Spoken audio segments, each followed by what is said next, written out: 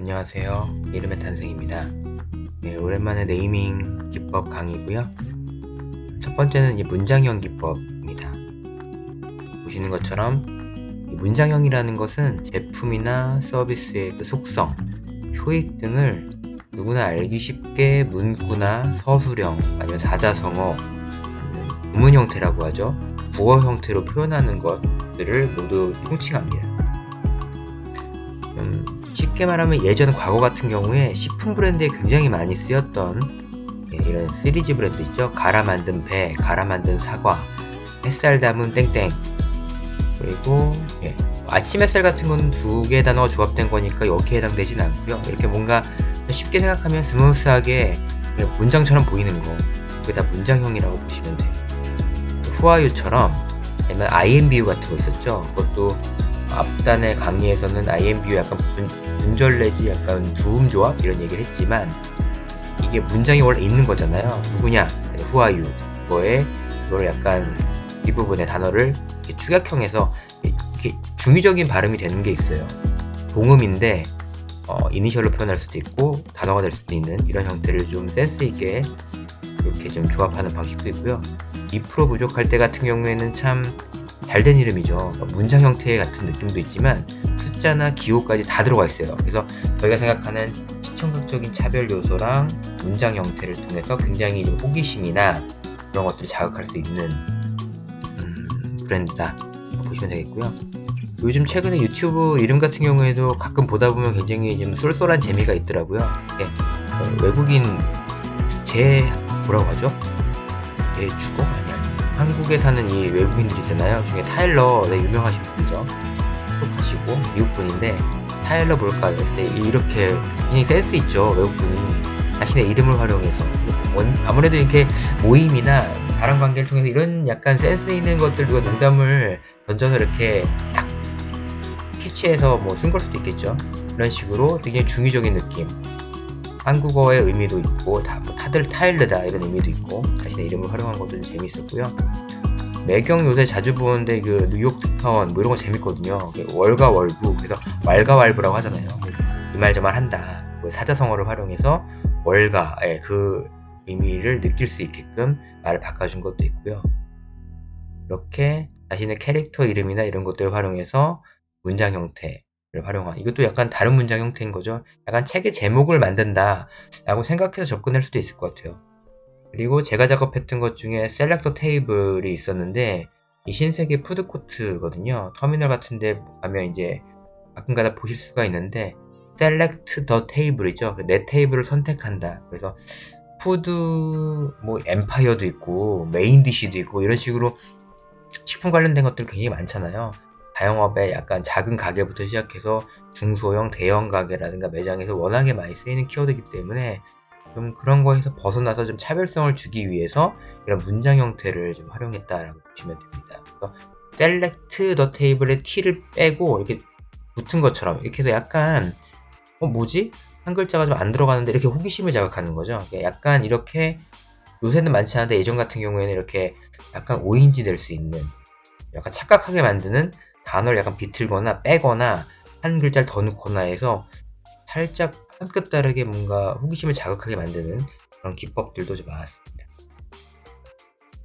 문장형은 속성이나 효익을 길게 풀기 때문에 굉장히 이해하기 쉬운, 하지만 음절수가 길어지기 때문에 발음을 한다거나 누구한테 구전할 때 있죠. 전달할 때 이 커뮤니케이션에 좀 약간 문제가 될 수 있어요. 그래서 최근에 클라이언트들이나 예전부터 그랬지만 보통 3, 4음절을 끊어주세요. 이름들을 그렇게 얘기하시는 경우가 많거든요. 문장형은 사실 그 이상이 될 수밖에 없기 때문에 문장 형태는 각적 많이 고려하진 않지만 앞서 말씀드린 것처럼 약간 시청각적인 차별을 주기 위해서 활용을 한다. 아니면 이렇게 2% 부족할 텐데 2% 주세요. 이렇게 줄여서 부르는 거 있죠. 길게 써놓고 입을 이걸 축약하는 거예요. 축약해서 부르게끔. 새콤달콤 유부초밥인데 새우 이런 식으로 많이 쓰잖아요. 이렇게 축약형. 이렇게 해서 부전을 좀 유도하는 경우도 있습니다. 다음은 이 제품의 속성이나 효익을 어떻게 활용하느냐라는 부분인데요. 원료를 활용하는 경우가 있습니다. 제품의 원료, 이런 것들은 이제 배홍동, 이게 배, 그다음에 홍고추, 뭐 동치미였나? 이렇게 들어가죠. 이렇게 원료를 한 글자씩 따가지고 신조어처럼 만드는 것도 있고요. 새우깡 유명하죠. 양파링 유명하고 과자 같은 거, 특히 예전 과자 같은 경우 보면 딱 그 원료의 맛이나 성분이 들어갔거나 모양이 그렇다거나 이런 것들을 많이 활용해서 굉장히 직관적으로 전달을 하는 거예요. 원료를 사용하는 브랜드 같은 경우에는 의미 전달이 용이하죠. 당연히 친근하고 식품이나 생활용품 등에 많이 쓰입니다. 하지만 이 원료라는 게 식별력이 떨어지죠. 그러니까 누가 독점할 수 없는 거기 때문에 이 깡이라든가 링 이것만 가지고 이 독점권이 있냐 없냐를 좀 파악을 해야 돼요. 근데 사실상 지금같이 상표가 범람하는 시대에는 상표 등록이 굉장히 어렵겠죠. 그래서 이걸 막 도형을 디자인하거나 식별력이 오히려 없기 때문에 이 디자인적인 부분에 어떤 소유권을 주장하는 식으로 약간 돌려서 그렇게 상표 출원을 하는 경우도 있습니다. 상표 보호가 좀 어렵다는 점에서 그 원료를 활용하는 이름 같은 경우에는 최근에 뭐라고 할까요? 트렌드는 또 아니죠. 많이 선호하지는 않습니다. 초코파이 같은 게 좀 안타까운 사연인 거죠. 초코파이가 이게 상표적인 관리를 잘했다면 어느 한 기업의 독점이 될 수 있었는데 초콜릿이 들어간 파이다라는 원료 혹은 성분에 누구나 사실 그렇게 만든 게 초콜릿 파이잖아요. 그런 식의 접근을 하는 식으로 상표적인 무효 소송을 해서 이겨서 누구나 사실 쓸 수 있는 거죠. 그래서 여기만 정이 붙거나 이런 식으로 바뀐 부분이 있었습니다. 그래서 만약에 이게 상표가 돼라고 하면 출원을 미루지 마시고요.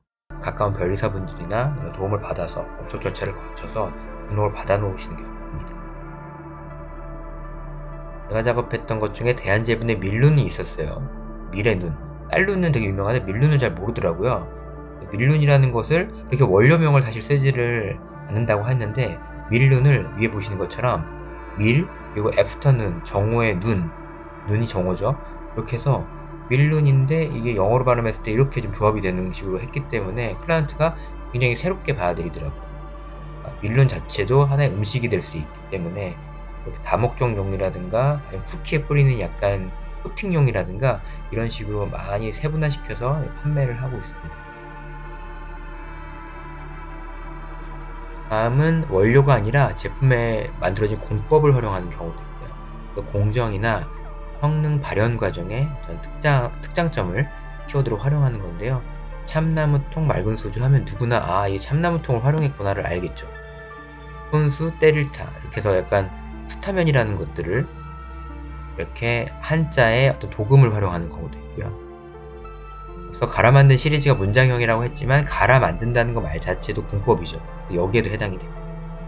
짜슐랭 같은 경우에는 짜장면이랑 미슐랭이 결합된 거죠. 미슐랭 가이드라는 공인된 어떤 인증 마크나 제도 이런 것들도 공법에 크게 보면 포함이 되거든요. 이렇게 활용하는 것도 있고요. 공기방울 세탁기 이거는 이제 공정 프로세스가 어떻게 되겠구나. 그래서 액티브 버블 뭐 이런 세탁기도 있었죠. 그런 것도 여기에 해당이 되겠네요.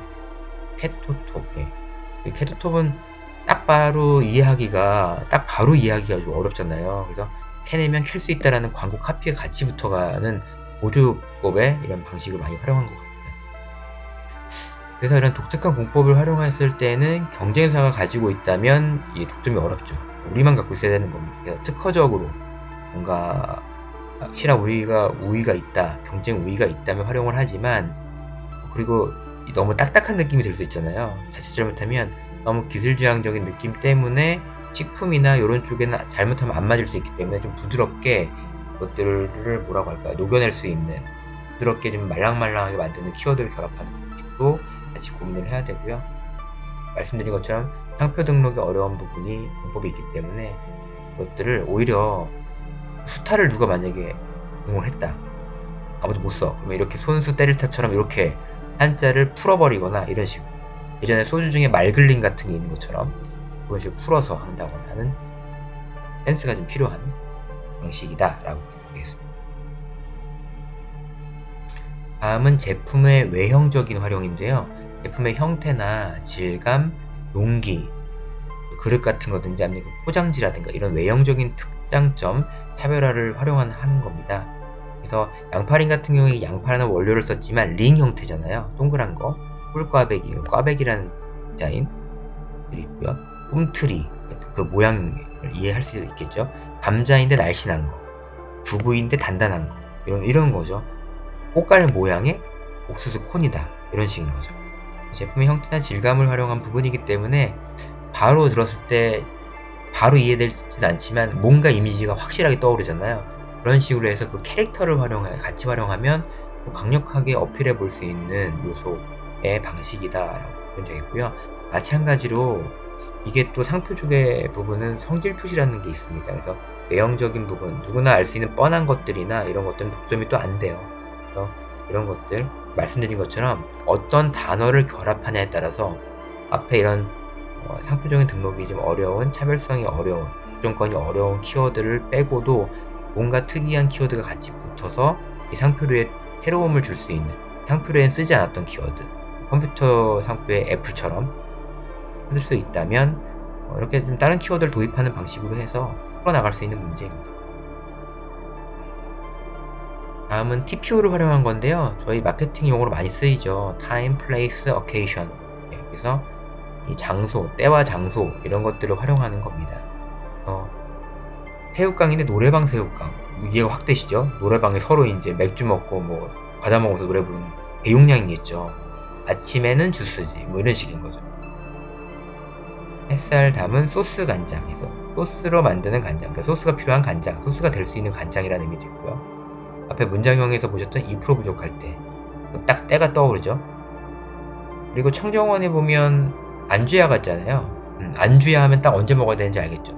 그 약간 동생 브랜드로 야식이야가 나왔고요. 이거 저희가 작업했던 네임입니다.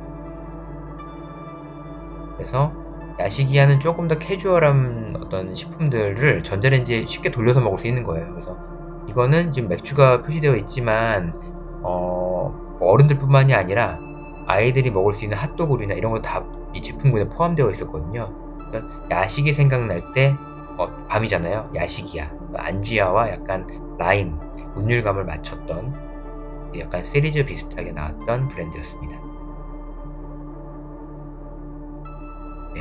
그래서 TPO 같은 경우에는 그 용도와 사용 상황 등을 표현하기 때문에 소비자가 또한 그 때를 인지할 수 있다면 충분히 유리하고요. 무엇보다 광고할 때 이미지가 확 잡히잖아요. 시간, 장소 이런 것들을 섭외할 때 되게 도움이 되겠죠. 근데 이런 동일한 용도로 만약에 같은 시간과 때에 다시 나오는 게 야식을 먹는 게 우리만 야식 제품을 만드는 게 아니잖아요. 다른 브랜드도 있기 때문에 여기 출시되는 다른 제품들도 동일하게 접근을 한다면 차별성이 떨어질 수 있겠죠.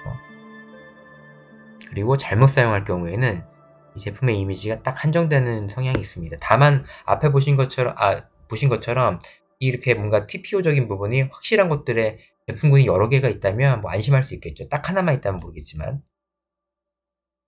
네, 오늘 끝까지 들어주셔서 감사합니다.